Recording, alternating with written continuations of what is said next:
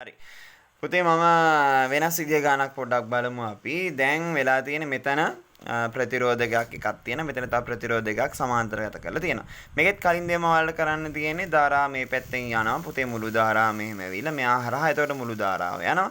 මෙතනින් හැබැයි ධාරාව I1 I2 කියලා ධාරා දෙකකට බෙදෙනවා. අපව මෙතන මුළු ධාරාව වෙනවා. ඒක දැක්ක ගමන් ඔයාලා ලියන්න පුළුවන් මුළු ධාරාව පුතේ මේ ධාරාවන් දෙක එකතුවට සමාන වෙන්න ඕනේ. ඔය තමයි ධාරාවේ කතාව. දැන් ඔහොම ඔයා විභවය දිහා බලන්න. මෙතන පුතේ ධන විභවය මෙතනින් ඇවිල්ලා නතර වෙනවා. ඍණ විභවය මෙතනින් ඇවිල්ලා නතර වෙනවා. ඒ කියන්නේ පුතේ මේ මුළු විභවය මෙතනින් මෙන්න මෙනවා. එතකොට මෙතන මුළු විභවය කියලා අපි 12 වෝල්ට් කියලාම ගමු. එතන මුළු විභවය 12යි. හැබැයි මෙතනින් ඉඳන් මෙතන ગેප් එක අපි දන්නේ නැහැ. හරි. ඊළඟ මෙතනින් ඉඳන් මෙතන ગેප් එක අපි දන්නේත් නැහැ. සමාන්තරගත වෙලාවෙදී මෙයාගේ වෝල්ටේජ් එකයි මෙයාගේ වෝල්ටේජ් එකයි සමාන. අපි කලින් ගානේ ඉගෙන ගත්තා. හරි. එතකොට දැන් අපි මේකට පොඩ්ඩක් අගයන් ටිකක් දාගමු. අහපව සුළු වෙන්නේ නැති වෙයිද දන්නේ. මම මෙතෙන්ද දාගන්නම් 1 ඕම්, මෙතෙන්ද දාගන්නම් 3 ඕම්. මෙතෙන්ද දාගන්නම් 6 ඕම්. ඔහොම අපි දාලා ගාන හදාගෙන යමු. එතකොට මේකෙත් පුතේ මුළු ධාරාව හොයන්න කියද්දි මම කලින් කරපු විදිහටම ඉස්සල්ලාම V සමාන IR ඔයා දාන්න ඕනේ. එතකොට මේ හැම එකක්ම මුළු ඒවා තමයි එන්න ඕනේ. මොකද අපිට Iත් මුළු ධාරාව ඕනේ.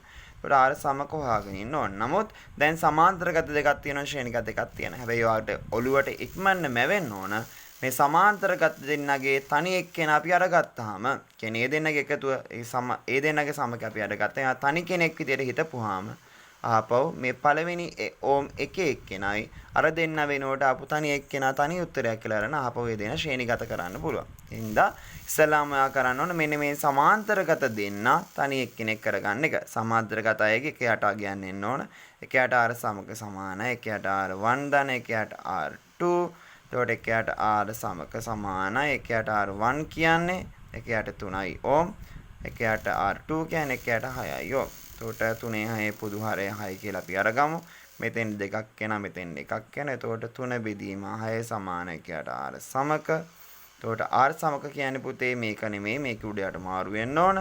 6 බෙදීම 3 2යි ඕන. මතක තියාගන්න මෙතනින් කවදාත් සුළු කරන්න එපා. මේ පියවරෙන් උඩයට මාරු කරලා ඉවරලා සුළු කරන්න නැත්නම් අහපව ගැටලු වෙනවා. එතකොට දැන් අපි R සමක හොයාගත්තා කීයද කියලා. R සමක ඇවිල්ලා 2යි ඕන. දැන් එතකොට I කියලා කියන්නේ එහෙනම් 12 බෙදීම 2යි. උක්ත කරපුවාම එතකොට I සමානයි 6යි ඇම්පියර කියලා මුළු ධාරාව. ඒ කියන්නේ මෙතන මුළු ධාරාව 6යි ඇම්පියර ඇවිල්ලා මෙහා හරහා 6යි ඇම්පියර ගිහිල්ලා මේකට යද්දී ඒක බෙදිලා එනවා. අපි තාම දන්නේ නැහැ ආගයන් මොනවද කියලා. හරි. දැන් අපිට පුළුවන් මේ ગેප් එක දන්නවනම් පුතේ මේ ગેප් එක හොයාගන්න පුළුවන්. මේ ગેප් එක දන්නවනම් මොකද ඔයා තේරුම් ගත්ත කලින් ගානකින් මේ ગેප් දෙකේ එකතුව මේ 12ට සම්පූර්ණ ગેප් එකට සමාන වෙන්න ඕන නේද? අපි මේ ગેප් එක හොයාගමු. මේ ગેප් එක හොයන්න අපි V සමාන IR දාමු. යාට කියන්නේ පුතේ බලන්න. ඔයාට උත්තරේ කෙලිම හොයාගන්න පුළුවන් විදියක් තියෙනවා නම් හොයන්න. නැත්නම් පුතේ ඔයාට තියෙන එකම ඔප්ෂන් එක V සමාන IR දාන එක තමයි. ඒ නිසා කොහෙන් හරි V සමාන IR අරගෙන VIR ට ආදේශ කරන්නේ මොනවාද කියලා හිතන්න. ඒතර අපිට මෙයාගේ විභවය හොයාගන්න තියෙන එකම ක්‍රමය V සමාන IR දාන එක. විභවය අපි දන්නේ නැහැ. හැබැයි යන මුළු ධාරාව අපි හොයාගත්ත. එයාගේ මුළු ධාරාව යහරහා යනවා 6යි ඇම්පියර කියලා. ඊළඟට එයාගේ ප්‍රතිරෝධය 1යි ඕම්. මේක අපිට දීලා තියෙනවා. ඒ නිසා මෙතන වෝල්ටේජ් එක 6යි වෝල්ට් කියලා එනවා. එතකොට එයා 6යි වෝල්ට් නම් මුළු ગેප් එක 12යි වෝල්ට් වෙන්න අනිවාර්යෙන් මෙයත් 6යි වෝල්ට් වෙන්න ඕන. හරි? ඒ නිසා අපිට පුළුවන් දැන් අපිට එතනින් මේ දෙන්නයි ગેප් එක. මෙතන අපි AB කියලා දැම්මොත් වෝල්ටේජ් එක AB, මෙතන C කියලා දැම්මොත් අපි දන්නවා දැන් VAB වෝල්ටේජ් එක අපි 6යි වෝල්ට් කියලා වාගත්තා. හැබැයි 12 සමාන වෙනවනේ පුතේ VAB ධන VBC ට. ඒ නිසා 12 VAB 6යි VBC ත් අපිට අරගන්න පුළුවන් 6යි වෝල්ට් කියලා. පුතේ නිකන් හිතලා උත්තර දාන්න එපා. මේ විදිහට ගාන හදලා උත්තරේ දාන්න. හිතුවන් ලකුණු දෙන්නේ නැහැ. හිතන දේවල් පේපරේ තියෙන්න ඕන. ඒ නිසා. හරි. එතකොට ඒක 6යි වෝල්ට් කියලා අරගමු. දැන් අපි ඊළඟට බැලුවොත් එහෙම මෙයාගේ හරි මෙයාගේ කරන්ට් එක කීයද අපි දන්නේ නැහැ. නමුත් අපි දන්නවා සමාන්තරගත දෙන්නේගේ මොනවාද විභවයන් සමානයි. ඒතකොට මෙයා මේ දෙපැත්තේ 6යි වෝල්ට් එනවනම් ગેප් එක 6යි නම් මෙයාගේ ගෑප් එකත් 6ක් වෙන්න ඕනේ. ඒතකොට යාට P සමානයි IR දාපුවාම හරි 6යි වෝල්ට් සමානයි I දන්නේ නැහැ අපි ප්‍රතිරෝධය 3යි. එතකොට අපිට එනවා I කියලා කියන්නේ 6 බෙදීම 3යි. ඒ කියන්නේ 2යි ඇම්පියර කියලා. සේ අනිත් එක්කෙනාට අපි දාපුවම V සමානයි IR. V ඇවිල්ලා එයාගෙත් 6යි. I දන්නේ නැහැ අපි ප්‍රතිරෝධය 6යි. එතකොට අපිට එනවා I කියන්නේ 1 ඇම්පියර් කියලා. ඔන්න ඔය විදිහට අපිට ඒ දෙන්නගෙම කරන්ට් එක හොයාගන්න පුළුවන්. බලන්න පුතේ ගාන හදේදී පොඩි වැරද්දක් වෙලා තියෙනවා. මෙතන ඇවිල්ලා R සමක අපි හෙව්වේ මෙයාගෙන. මේ දෙන්නයි ගාන ඇවිල්ලා 2 ඕම්. එතකොට මේ 1 ඕමුත් එකතු වෙන්න ඕනේ දැන්. එතකොට මුළු සර්කිට් එකට R සමක ඇවිල්ලා එනවා 3 ඕම්. මොකද 2 ඕම් අර දෙන්නට විතරක් තනි එක්කෙනාට 1 ඕම්. එතකොට 3 ඕම්. ඉතින් මෙතනත් 3 වෙන්න ඕන මුළු එක්කෙනානේ. එතකොට මෙතන එනවා බෙදීම 3 කියන්නේ 4 ඇම්පියර් කියලා. 12 බෙදීම 3 4 ඇම්පියර්. එතකොට මෙතනත් අහපව වෙනස් වෙනවා. හරි. මෙතන එතකොට උත්තරේ 6 ඇම්පියර් නෙමෙයි 4 ඇම්පියර්. 4ක් 1 4 වෝල්ට් වෙනවා. එතකොට එහෙනම් මේක 4යි නම් මේක කීයක් වෙනවද 12න් 4ක් ගියම මෙතන 8යි වෝල්ට්. මෙතන මෙතනත් 8යි වෝල්ට්. මෙතනත් 8යි වෝල්ට්. 8 බෙදීම 3 උත්තරේ යම් කිසි උත්තරයක් ඒ. මෙතන 8 බෙදීම 6 උත්තරේ යම් කිසි උත්තරයක් ඒ. උත්තර දෙක හදා ගන්න තියෙනවා. ගාන හදන විදිය ඔලුවට යනවානේ. හරි ගාන හදන විදිය ඔලුවට ගියා නම් එහෙමයි. මතක තියාගන්න මේ දෙනගේ සමකය අරගත්තයින් පස්සේ ඒ සමකයට මේ සමකය එකතු කරපුවම තමයි මුළු සමකය එන්නේ. ඒතර ඔය විදිහම තව ගානක් බලමු. අනිත් විදිහට එන්න පුළුවන් ගාන. මේ විදි හතර තමයි ඔයාලට එන්න පුළුවන්. මෙතන එකක් තියෙනවා. මෙතන තව එකක් තියෙනවා. ඊට පස්සේ මේ දෙන්නට සමාන්තරගත කරලා තව එකක් එනවා. පුතේ වාට කරන්න තියෙන කලින් දෙයමයි. මොකද්ද කරන්න තියෙන්නේ? හරි. කරන්ට් එක යන පාර මාක් කරන්න. මුළු කරන්ට් එක මෙහෙම ඇවිල්ලා මේ දෙන්න හරහා යනවා යම් කිසි කරන්ට් එකක් I1 මේ හරහා ඊටු කරන්ට් එක යනවා I2. ඒතකොට ඔය විදිහට තමයි සිද්ධිය වෙන්නේ.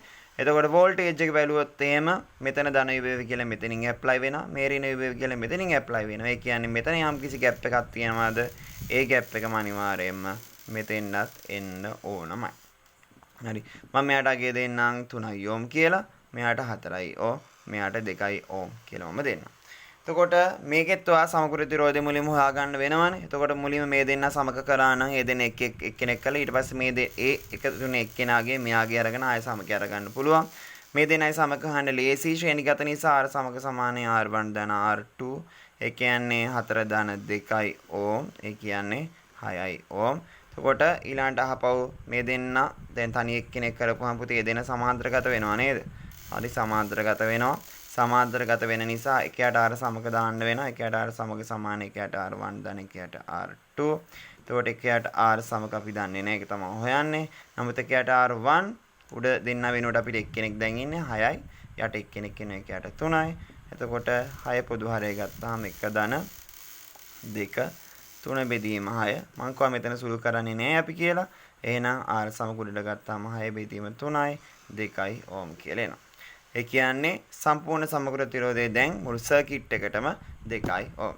මේ දෙන්නගෙන් ඉස්සෙල්ලා එක අරගත්තා. ඊට පස්සේ ඒ දෙන සමාන්තරගත කරලා අනිත් කෙනා අරගත්තා. ඒකට දැන් V සමානයි IR මුළු සර්කිට් එකටම දාපුවාම V ඇවිල්ලා 12යි වෝල්ට්. I දන්නේ නැහැ පුතේ R සමක ඇවිල්ලා 2යි ඕම්. ඒකට I අපිට එනවා 6යි ඇම්පියර් කියලා සුළු කරලා අරගත්තා. මේ කියන්නේ මුළු කරන්ට් එක 6යි ඇම්පියර්. ඒ වුණාට අපි දන්නේ නැහැ I මෙයා හරහා කොච්චර කරන්ට් එකක් යනවාද කියලා. තාම මෙතන තව සිද්ධියක් ඔයාලට හිතන්න පුළුවන් මේ මුළු ગેප් එකම 12යි නම් පුතේ මේ දෙන්නගේ ગેප් දෙකේ එකතුවක් 12 වෙන්න ඕන. ඕනේ. හරි. අපි ඉස්සෙල්ලාම මේ අය කරන්ට් එක හොයන්න උත්සාහ කරමු. එයාගේ කරන්ට් එක වහන්න බැරි ලේසි V සමානයි IR දාන්න පුළුවන් අපිට කෙලින්ම. V සමානයි IR දාපුවාම එයාගේ දෙපැත්ත වෝල්ටේජ් එක අපි තේරුම් ගත්තා. මෙතනින් ධන විභවල මෙතන ඍණ විභවල තියෙන මේ ગેප් එක මෙතනක් තියෙන්න ඕනේ කියලා. ඒ කියන්නේ එතන ગેප් එක 12ක් තියෙන්න ඕන. I දන්නේ නැහැ R 3යි. එතකොට අපි නේ මෙතන I කීයයි කියලාද?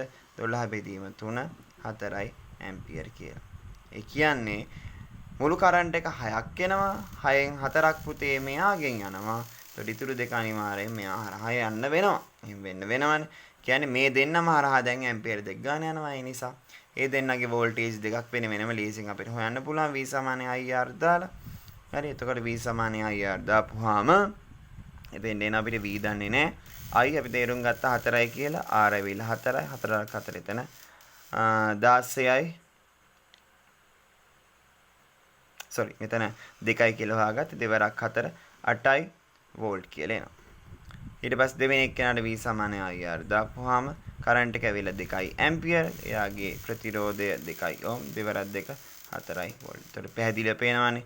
මෙතන ඇවිල්ලා 8 අපිට ආවේ. මෙතන 4 ආවේ. 8යි 4 එකතු වහපුවා 12 වෙනවා. ඔන්න ඔහමයි මේ ගණන් ටික සරලව බලාගෙන යන්න. එතකොට ඔයාලට ඉතාම ලේසියෙන් O level ගණන් ටික බලන්න පුළුවන්. පුතේ තේරුන්නේ නැත්නම් රිවයින්ඩ් කර කර ආයෙ බලන්න. නම්බර් එක තියෙනවා. ඕන වෙලාවක මෙසේජ් එකක් දාන්න. ඔයාලට තේරුම් ගන්න පුළුවන්. හරි එහෙනම් තෙරුවන් සරණයි. සුබ පැතුම්. හොඳට පේපර් එක ලියන්න.